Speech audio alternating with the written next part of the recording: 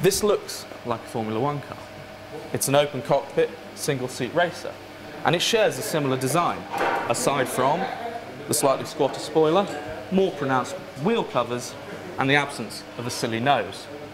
But when you fire it up, things are slightly different, because this is a fully electric, zero-emissions Formula E racing car. And if you thought F1 sounded a bit different this year, just wait till you hear this.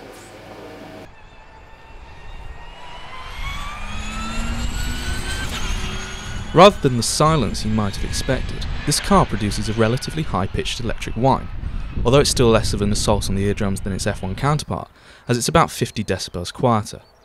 That's because instead of a 1.6 litre V6 turbo engine and 2 energy recovery systems, this car uses an electric battery, known as the Rechargeable Energy Storage System, or RES, to power the wheels via an electric motor.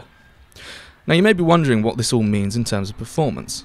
Well, according to official figures, the maximum output of this all-electric powertrain when it comes to race day will be 200 kilowatts, which is the equivalent of 270 bhp.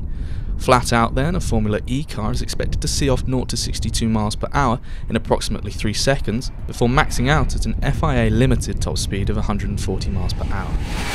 While this doesn't quite match up to what we've come to expect from F1, that's easily enough power to make things interesting when the first of the 10 city circuit races gets underway later this year in Beijing, as Edam's Formula E team co-founder and 4-time Formula One world champion Alain Prost cautiously agreed on the day. Very pleased to see the car running here today. We expect to have a good series, good championship from September. We are all very curious about what's going to happen. It's a big challenge. It's a big challenge for a number of reasons. Not only will practice, qualifying and the race all take place on the same day, drivers are also going to have to swap cars mid-race, a result of the limited battery life currently available.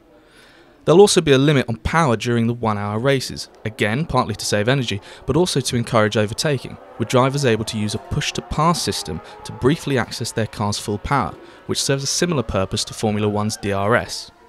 Purists may argue that this isn't proper racing, or else complain about the perceived lack of performance. But Formula E isn't trying to rival F1. From mandatory pit stops, so drivers can change cars, to a short calendar of street-only races, this is an entirely different prospect. It's a unique contest between futuristic cars, one that could completely redefine how we view motorsport and the car itself.